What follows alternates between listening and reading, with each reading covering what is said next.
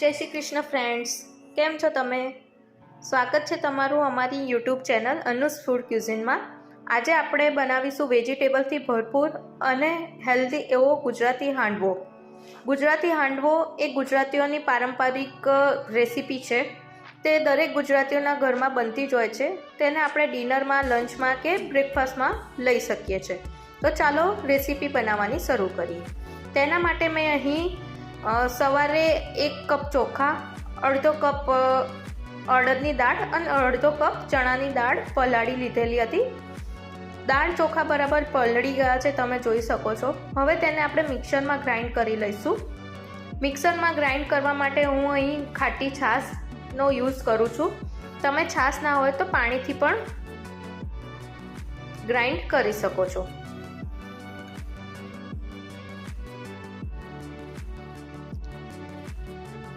હવે આપણે તેને મિક્સરમાં ફેરવી લઈએ. આપણું સ્મૂથ એવું બેટર તૈયાર થઈ ગયું છે. હવે હું તેને આથા માટે રાખવાની છું.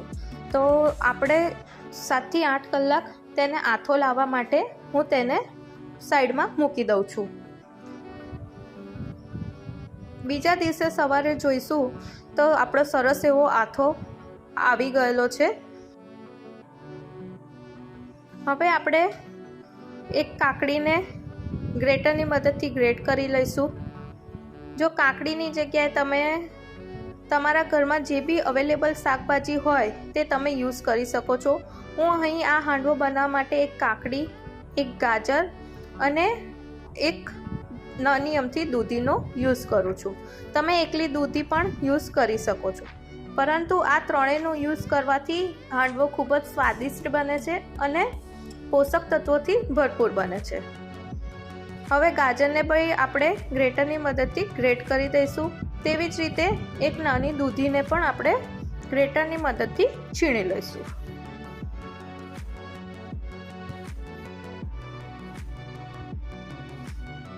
હવે આ છીણેલી દૂધી, ગાજર, કાકડીને બેટરમાં એડ કરીને બરાબર હલાવી લઈશું.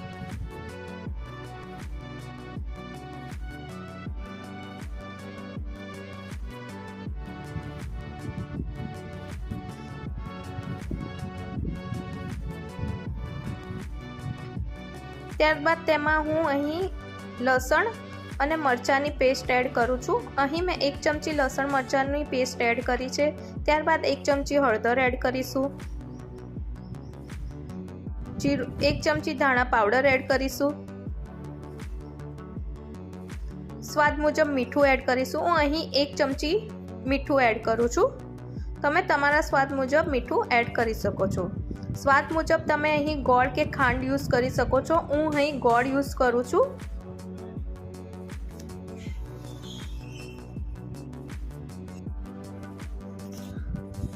હવે બધા જ મસાલાને બેટરમાં સરસ રીતે મિક્સ કરવાના છે. મસાલાને બેટરમાં સરસ રીતે મિક્સ કરવા જરૂરી છે. મિક્સ કરવાથી જે બધા મસાલાનો ટેસ્ટ બહાર આવે છે અને આપણો હાંડવો સરસ એવો ટેસ્ટી બને છે.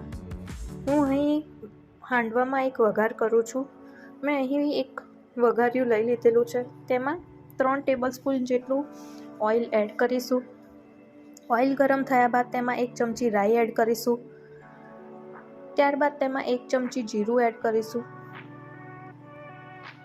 અને જીરું થઈ ગયા બાદ તેમાં ચપટી હિંગ એડ કરીશું. હિંગ એડ કરવાથી હાંડવાનો ટેસ્ટ ખૂબ જ સરસ આવે છે અને ઝડપથી પચી પણ જાય છે. ત્યારબાદ તેમાં 1 ચમચી તલ અને 1 ચમચી કાશ્મીરી મરચું એડ કરી દઈશું અને વઘાર માટે મીઠો લીમડો એડ કરી દઈશું. તૈયાર થયેલા વઘારને આપણે બેટરમાં બરાબર રીતે મિક્સ કરી દઈશું.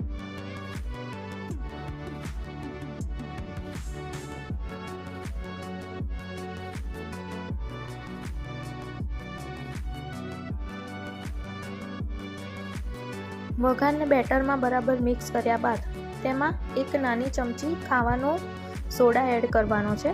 તમે ઈનો પણ યુઝ કરી શકો છો.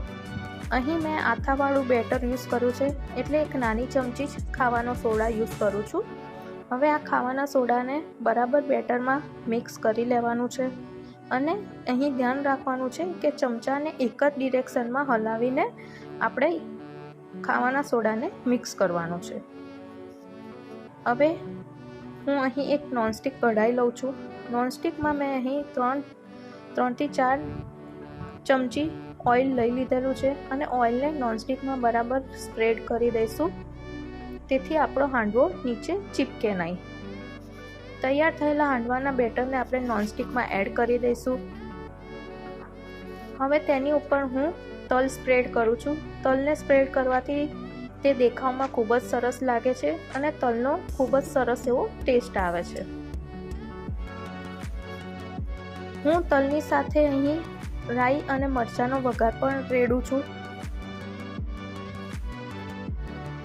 તમે જોઈ શકો છો કે હું અહીં રાઈ અને મરચાંનો તેલનો વઘાર સ્પ્રેડ કરું છું.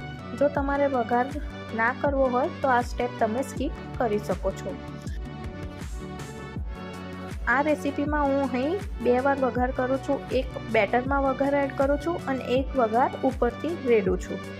બેટરમાં વઘાર રેડવાનો મેઇન રીઝન એ છે કે તેનાથી હાંડવો પોચો બને છે અને ટેસ્ટમાં પણ ખૂબ જ મસ્ત બને છે. હવે તેને ઢાંકણની મદદથી ઢાંકી દઈશું અને લગભગ 30 મિનિટ થવા દેવાનું છે. અહીં ધ્યાન રાખવાનું છે કે ગેસની ફ્લેમ મીડિયમ ટુ સ્લો રાખવાની છે. 30 મિનિટ થઈ ગઈ છે. આપણો હાંડવો તૈયાર થઈ ગયો છે. તે ચપ્પાની મદદથી ચેક કરી લઈશું. ચપ્પા ઉપર બિલકુલ ખીરું ચોંટતું નથી તો આપણો હાંડવો રેડી છે. તમે જોઈ શકો છો કે હાંડવો એકદમ સોફ્ટ બન્યો છે. તે ખાવામાં પણ સોફ્ટ છે અને પોષક તત્વોથી ભરપૂર છે. જો તમને મારી રેસીપી ગમતી હોય તો મારી ચેનલને લાઈક કરજો, શેર કરજો અને સબસ્ક્રાઈબ કરજો. ફરી મળીશું એક નવી રેસીપી સાથે. Thank you.